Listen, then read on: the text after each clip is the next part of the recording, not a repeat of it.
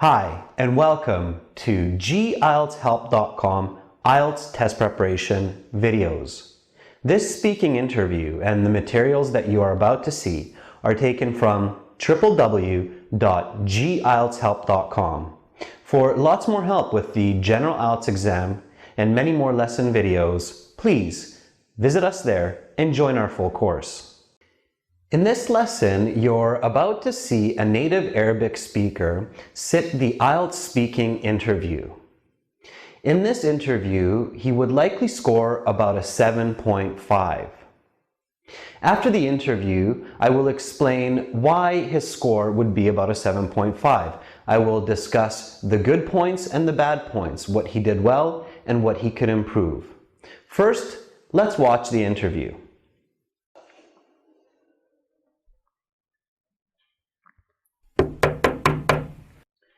Yes, come on in. Hello. Hi, good afternoon. Please have a seat. Thank you. My name is Adrian. May I have your name, please? My name is Mohammed. Okay, hi, Mohammed. So this is the speaking section of the IELTS exam. The interview will take about 12 to 15 minutes, okay? I will ask you some questions. There will be 3 parts. I'll give you instructions for each part. And I'm going to record this for marking purposes. Is that okay? Yes. All right. Okay, so Mohammed, may I see your passport, please? Sure. Thank you. No problem.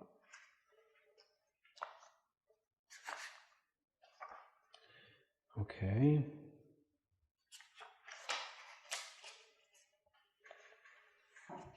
All right. Here's your passport back. Thank you.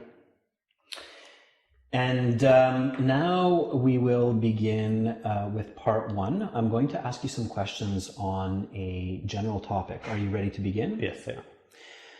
Okay, so Mohammed, let's talk about your family. Do you have sisters and brothers? If so, how many? Yes, I come from a big family. I have 6 brothers and 4 sisters, and I am the second youngest in the family. All right. What was it like growing up in your family? I had a lot of fun growing up. Having many siblings means always having someone around to play with. And so as a child, I was almost never bored. Okay. Are your parents and grandparents from the same country as you? If not, where are they from? Just like me, my grandparents were also born in Saudi Arabia. My mother was also born there. However, my father was born in the United States during a time in which his father was studying in a university there. Why do you think family is important? My family, my family is my foundation. Life has lots of ups and downs, but family is the one part that remains constant no matter what. Okay. Is family life important in your country? I think family life is important in every country. So yes, it is important in Saudi Arabia. We are taught to respect and honor the people older than us and to teach and encourage those younger than us. Okay. That's the end of part 1. Now we will move to part 2. For part 2, I'm going to give you a card. The card will have some questions on it about a specific topic, okay? You're going to have 1 minute to prepare your answer. There's no paper in front of you, and here's a pen. You can take some notes if you'd like in the 1 minute. After your 1 minute preparation is over, I will give you 90 seconds to speak. I'll tell you when to start and when to stop, okay? So here is the card. Please keep it face down. Okay. Are you ready to begin? Yes, I am. Okay, so your 1 minute begins now. Go ahead, turn over the card and prepare.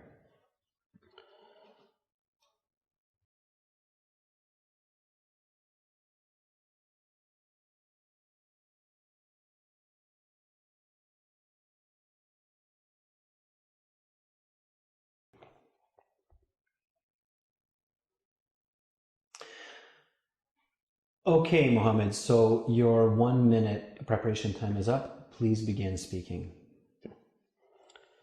One government worker that I truly respect is Nelson Mandela. He was the president of South Africa for a number of years, but his influence on South African and the world politics is so much greater than that. One great accomplishment of Mandela was bringing together two races in a country which had until then been totally separate. Achieving this unity took a lot of intelligence, determination, and years of hard work. Nelson Mandela was jailed for many years for protesting against the government. So he was jailed for protesting against his government, but eventually he won his release, and then after that the presidency of South Africa.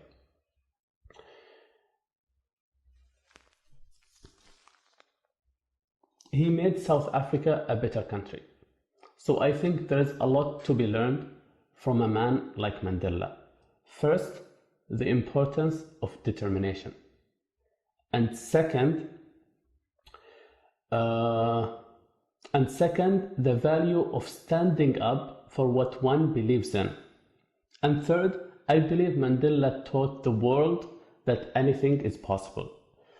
From standing up for what he believed in, to being jailed, to being freed, and then leading a country to prosperity.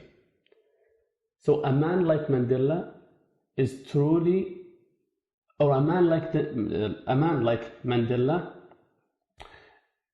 truly deserves everyone's respect. Okay, very good. And the time is up, so we will now go to part 3, and I'm going to ask you some questions related to this topic. Are you ready to begin part 3? Yes, I am. Let's talk about government workers and respect. Do you believe government workers are as respected today as they were in the past? If not, what has changed to make them less respected? That's an interesting question. Are you asking if today's society respects politicians as previous generations did? Yes. Okay. Well, I think politicians are under increased pressure now due to the internet and social media. We know more about their lives. We know more about the bad things they might have done. So I think this could lead to decreased respect levels. Okay. Why do you think it is important for government workers to have the respect of society?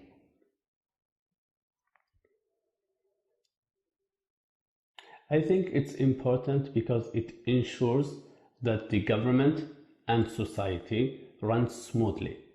If government workers, such as politicians, are not respected, then the laws and the government might not be respected. Okay. Government workers can earn the respect of people in many different ways. What are 2 ways in which a government worker can earn respect? Yes, I think there are different ways to earn respect. One is by being honest with the public. Second is by keeping election promises. If a government worker is dishonest or breaks election promises, then it's hard to gain the public respect. All right. I'm going to ask you a few more questions for part 3. Let's talk about being a government worker. Would you consider becoming a government worker? What factors contribute to your feeling? That is an interesting question. Can I please have a moment to think about it? Sure. Okay. I think being a government worker is very difficult. However, it can also be very rewarding. So if I have the right education and I have spent some time in the workforce, then yes, I would consider becoming a government worker. All right. What do you think is the hardest part of being a government worker? Why do you think people choose to work for the government despite all the difficulty the job entails? I think people choose to work in the government out of a sense of duty to their city or country, no matter how difficult it is.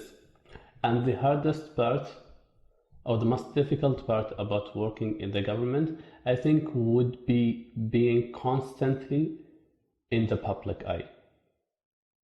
All right.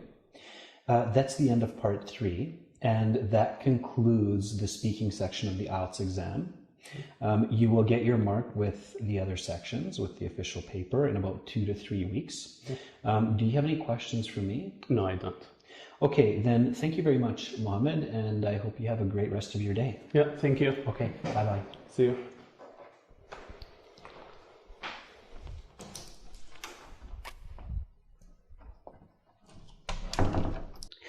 All right, before we discuss the specifics of the interview and what was done well and what could be improved, let's quickly review the 3 important elements that the Ielts examiners are looking for in order to give high scores. All right, again, remember from previous lessons that the first and most important aspect of the speaking interview is coherence. To see the rest of this speaking interview and lesson, and for lots more help with the General Ielts exam, please visit us at www.gieltshelp.com and join our full course.